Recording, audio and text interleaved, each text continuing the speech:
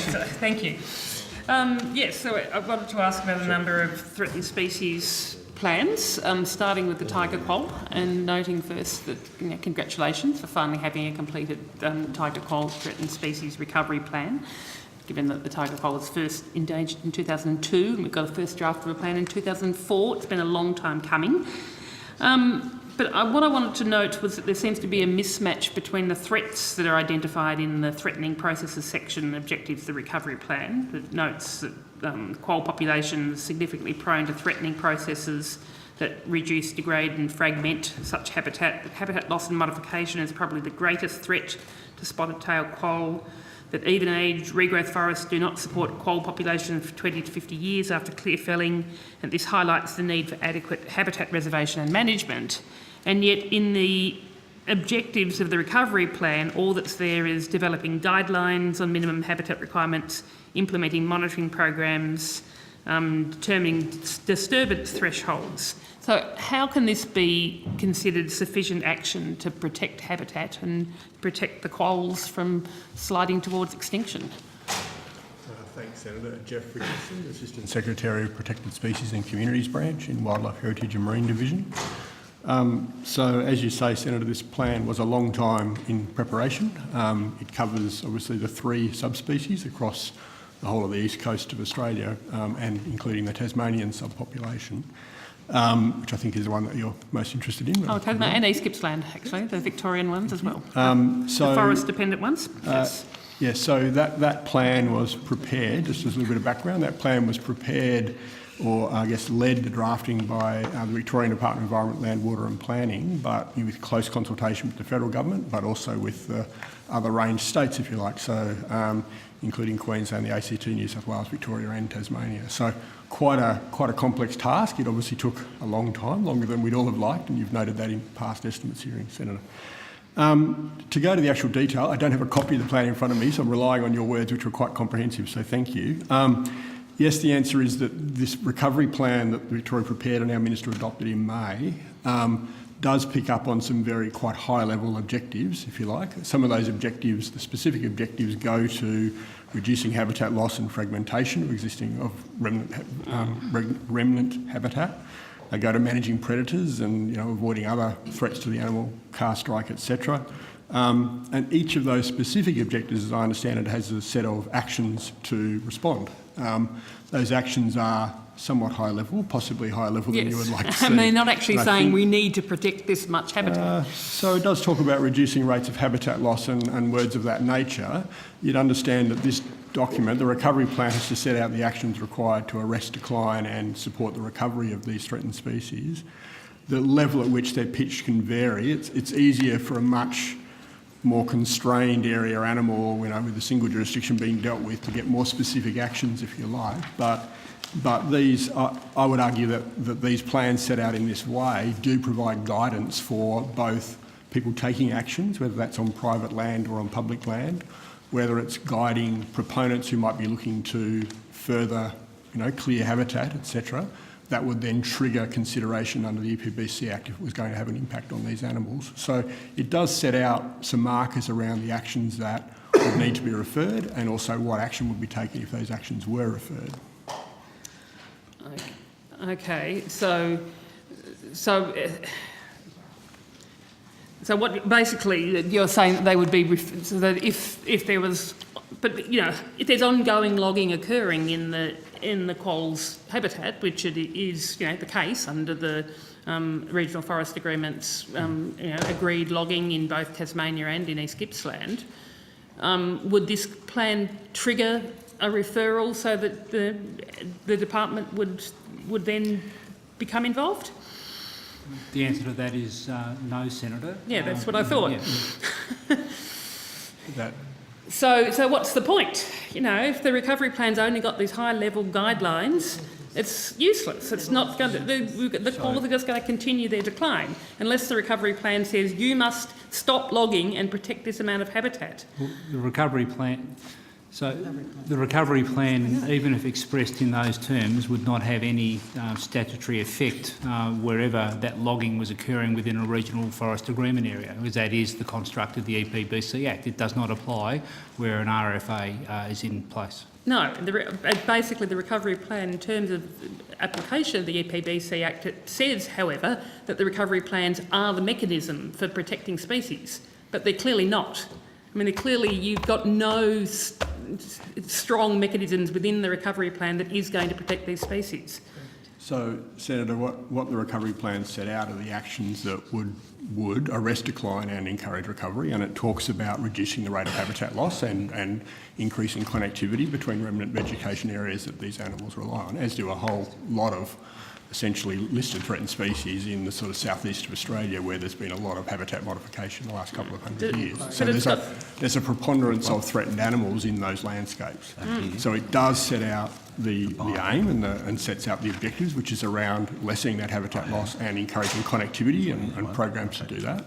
The plan itself doesn't actually achieve those outcomes. It guides state agencies, community groups, But it's got no grant power. programs. But it guides, but it's got no power to actually require, statutory power to require those agencies to stop the logging. Senator, if the question is about those two particular forestry areas, and those are both subject to regional forestry agreements, then I think you might get more satisfactory answers if you pose those questions to the agency that's involved with that, which would be the Department of Agriculture and Water. I will be doing that tomorrow, but this is the issue of how we protect threatened species, and that, you know, we've been waiting so long for a recovery plan for the tiger quoll, and yet when it comes out, it's clear that it's got no mechanisms in it that will actually protect tiger quolls.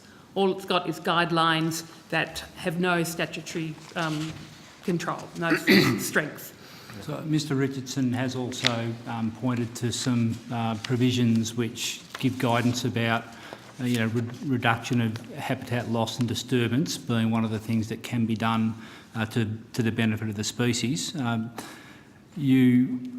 imagine, Senator, are familiar with the review done recently of the Tasmanian Regional Forest Agreement. Certainly am. And the joint response between the Australian Government and Tasmanian Government response to it, and there was one recommendation 6, that parties continue to improve the mechanisms in place to research, evaluate and communicate outcomes for the protection of threatened species and biodiversity across all forest tenures. And as part of the response, the two governments affirmed their commitment to protecting and improving the conservation of Tasmania's threatened species, and importantly will continue to work together in the development and implementation of conservation advices and recovery plans. So having that recovery plan in place now, noting what you've said about the way that guidance has been constructed,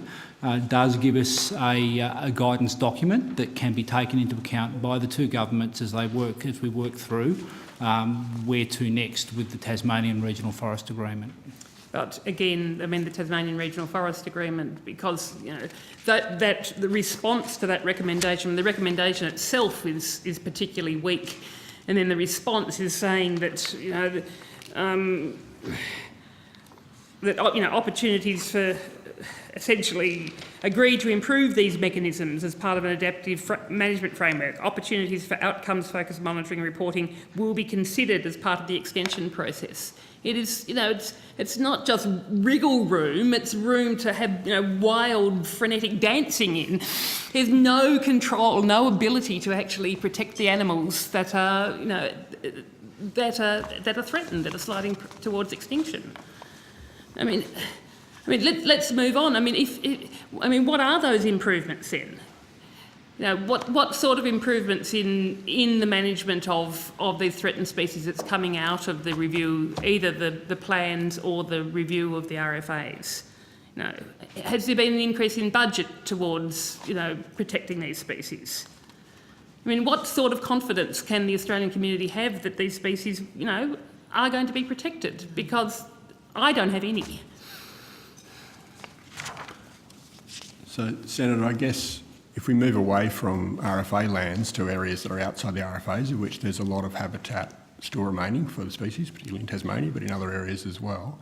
The EPBC Act is constructed in such a way that it prevents or at least assesses significant impacts on a particular listed species. This species, as you say, has been listed for some time. Those protections have applied since it became first listed. This recovery plan provides additional guidance, I think quite useful guidance, but provides additional guidance to both proponents who might be proposing to take an action that could significantly impact, and to the assessment officers that assess those impacts within the department.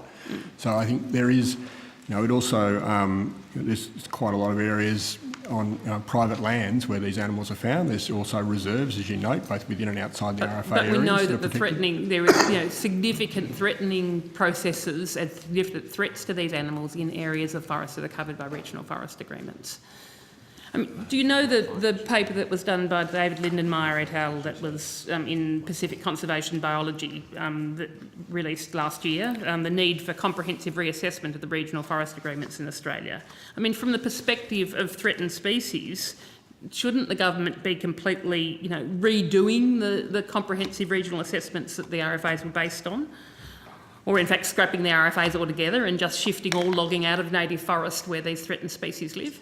Senator, you're taking us fully into the realm of policy advice now, which I think is probably beyond the scope of what we would I know, I'm just incredibly frustrated when I see that there is just no power in the federal legislation in areas of forest covered by regional forest agreements. It's complete, it's a farce, it is. It's total greenwash.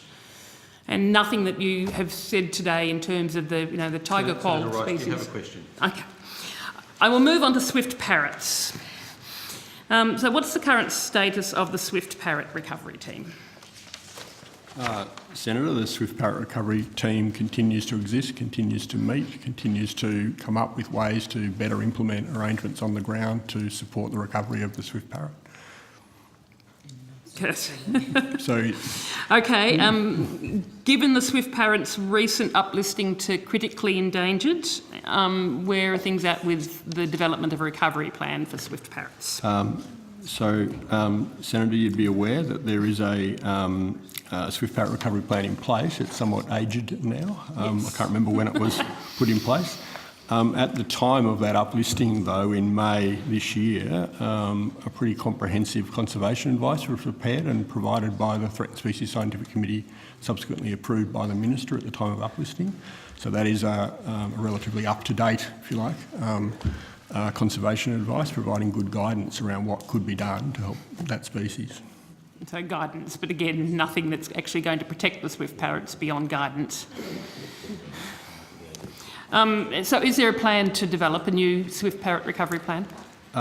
So I believe the decision was taken by the Minister at the time it was uplisted, so only a few months ago, that a new plan should be looked at. As you're aware, there is a strategic management plan that Tasmania are preparing, which is picking up on the newer threat, if you like, of sugar glider predation, and that's picked up in our conservation advice, but obviously isn't covered in the existing recovery plan. So we'll move to prepare a new recovery plan over the next year or so. The next year or so?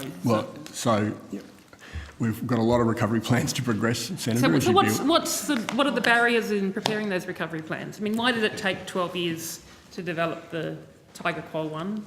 So, Senator, there's two ways recovery plans can be prepared. Either the department can lead the preparation of those recovery plans and the federal government can ultimately run the consultation processes under the Act, and then the TSSC, Threatened Species Scientific Committee, would then adopt the plan or recommend that the Minister make the plan under the EPBC Act. The alternative route, and the one that's historically been taken with the vast majority of plans, is that a recovery plan is prepared by a third agent, usually a state government, but not always. They're then they're then considered by the Threatened Species Scientific Committee, and if they're adequate and they, compliance checks got all the content requirements under the EPBC Act, and that the TSSC believes it meets the requirements I mentioned earlier around setting out actions to arrest decline and support the recovery, they will then recommend it to our Minister, to the Federal Minister, for adoption. So those two routes are taken. Where you've got a state agency that's leading the development and drafting of a plan, the timeframe's a little out of our control. The spot-tailed quoll was one that Victoria took on board to lead some years ago. not sure it was quite 12, but I So stand to be basically you're corrected. saying it's the Tasmanian government that's dragging its feet then in the With Sugar the- Glider recovery plan. So Sorry, that's- the Swift Parrot recovery plan. So, Senator, we would be leading the development of that Swift Parrot recovery So, plan I mean, moving do forwards. you consider that it's urgent given the uplisting to being critically endangered? So, Senator, I guess recovery plans have a certain recognition, if you like. A comprehensive conservation advice that sets out the actions required to arrest the decline, to address the threats that have been identified in the listing of a species, provides the same guidance as a recovery plan for all most intents and purposes. All right. So we've got a very current, only 2-month-old conservation advice that the Threatened Species Scientific Committee recommended be approved by our Minister at the time of uplisting, and he approved it. So it's very current. Finally, I wanted to move on to the giant freshwater lobster that the revised recovery plan is currently out for, or has just been out for consultation, as I understand it. In the reply to my question on notice from the February estimates, it was indicated that there are a number of regional reserves or conservation areas in the catchment that encompasses areas within the range of the giant freshwater lobster. So are these reserves part of the recovery plan for the lobster or just coincidental with the populations? Senator, I apologise, I'm going to have to take that on notice. I haven't got it in front of me and I don't know the answer to the question. Okay. All right, well, also then taking on notice, because you probably won't be able to answer it as well, whether you believe there are sufficient reserves in the headwaters when the discussion paper or the draft recovery plan notices that Clearfield logging in the headwaters is the major threatening process for the lobster. I'll take that on notice as well, Senator. Finally, just in terms of the protection of these forest-dependent species, does the department have a view as to what it's going to mean for these populations if the Tasmanian government goes ahead with their proposed expansion of logging into the areas that are currently not currently reserved until 2020? Under the Tasmanian Forest So, Agreement. Senator, was, I think, breaking news last week, at least from the perspective of Wildlife Heritage and Marine Division, and we have not had the opportunity to consider that at this point. So will you be considering it? Would you be assessing what the impact of that expansion of logging would mean to the threatened species that you're looking after? That's something, Senator, I'll take that one on notice. Okay, so yes, I'd be interested, with respect to the lobsters, to swift parrots, to masked owls, to the spot-tailed quoll. Okay.